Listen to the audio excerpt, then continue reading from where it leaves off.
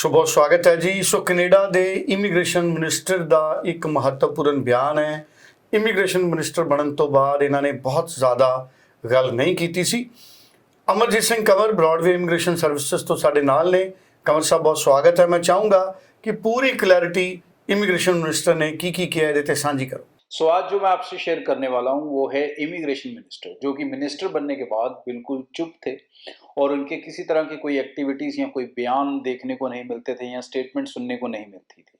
तो अब finally miss dab ने एक स्टेटमेंट दी है जिसमें उन्होंने काफ़ी सारा डेटा रिलीज किया है और उन्होंने कहा है कि डेफिनेटली कनाडा का फोकस अगले 3 साल इमिग्रेशन को कम करना है।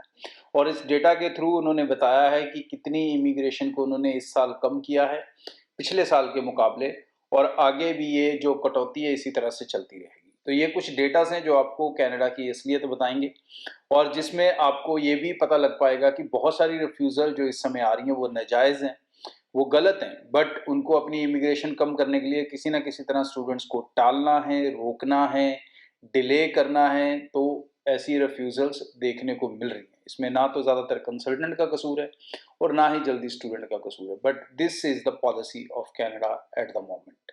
सो जो इन्होंने फैक्ट्स रिलीज़ किए हैं, कौन कौन से फैक्ट्स हैं, थोड़े आपके नॉलेज के लिए बता दूं।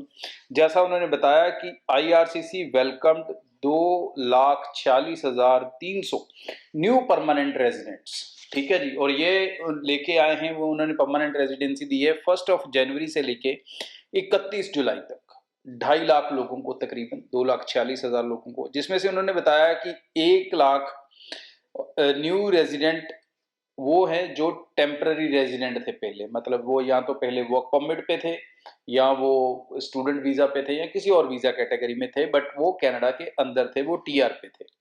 और इसमें 1 लाख में कोई भी न्यू अराइवल नहीं है, तो जो न्यू अराइवल है उसको उन्होंने कम कर दिया है, ठीक है नहीं। और जैसा कि उनका टारगेट है 3,95,000 इमिग्रेशन, परमानेंट इमिग्रेशन देना हर साल, 25, 26 और 27 को लेके, तो इसमें उस प्लान को वो मीट करते हुए दिख रहे हैं, उन्होंने कहा। और उनका टारगेट 21% रिडक्शन है 2024 के मुकाबले, मतलब जितने लोगों को 2024 में PR दी गई है उसके मुकाबले 20% कम लोगों को PR जो है वो 2025 में दी जाएगी। इसी तरह से फिर 26 में भी कटौती होगी, इसी तरह से 27 में भी कटौती होगी। इसके अलावा उन्होंने बताया कि between January and June 2025 33,000 new work permit वाले वर्कर कनाडा में एंटर हुए हैं, ठीक है नहीं। और ये पिछले साल के मुकाबले तकरीबन 40% कम है। तो ये लगातार कटौतियां चल रही हैं। इसी तरह से उन्होंने बताया स्टूडेंट के ऊपर भी कि स्टूडेंट के ऊपर हमने अभी तक 88,617 Canada new study permits issue किए हैं जनवरी से लेके जून 25 तक। और ये 2024 के मुकाबले, सॉरी थोड़ा मैं इसको ध्यान से आपको पढ़ देता हूँ दोबारा।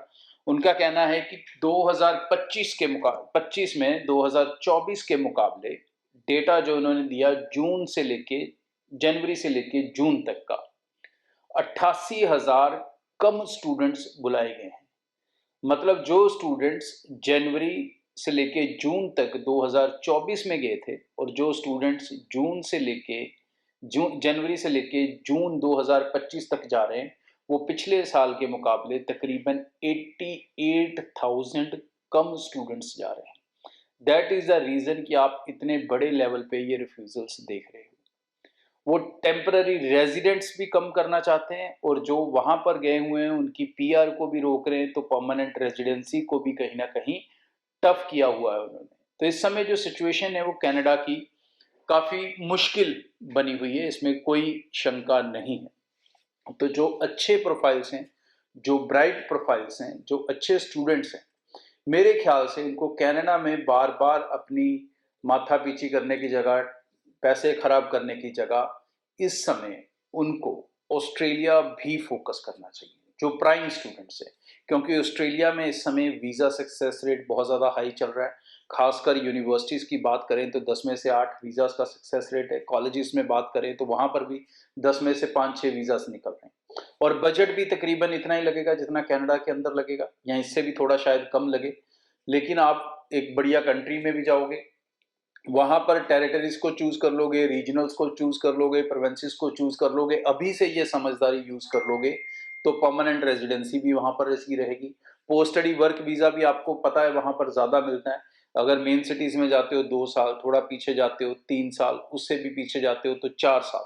तो बहुत सारे बेनिफिट आप ऑस्ट्रेलिया के अंदर, मुझे गिनाने की जरूरत नहीं है, बहुत सारे बच्चों को पता है।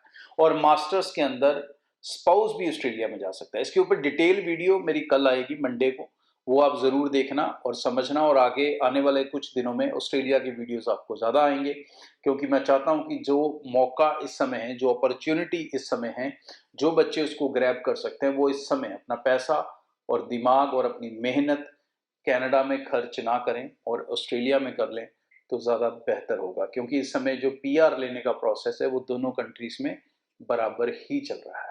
ਸੋ ਬਹੁਤ ਬਹੁਤ ਧੰਨਵਾਦ ਜੀ। ਬਹੁਤ ਹੀ ਮਹੱਤਵਪੂਰਨ ਜਾਣਕਾਰੀ ਸਾਡੇ ਅੱਜ ਦੇ ਐਕਸਪਰਟ ਨੇ ਸਾਡੇ ਨਾਲ ਸਾਂਝੀ ਕੀਤੀ ਹੈ। ਸਕਰੀਨ ਦੇ ਉੱਪਰ ਨੰਬਰ ਹੈ, ਇਸ ਨੰਬਰ ਦੇ ਉੱਤੇ ਤੁਸੀਂ ਕਾਲ ਕਰ ਸਕਦੇ ਹੋ, ਨੇੜੇ ਦੇ ਦਫ਼ਤਰ 'ਚ ਵਿਜ਼ਿਟ ਕਰ ਸਕਦੇ ਹੋ। ਟੈਲੀਫੋਨ ਦੇ ਉੱਤੇ ਵੀ ਤੁਸੀਂ ਪੂਰੀ ਜਾਣਕਾਰੀ ਲਓ ਤਾਂ ਕਿ ਤੁਸੀਂ ਕਿਸੇ ਵੀ ਤਰ੍ਹਾਂ ਦੀ ਗਲਤੀ ਤੋਂ ਬਚ ਸਕੋ। Thank you so much.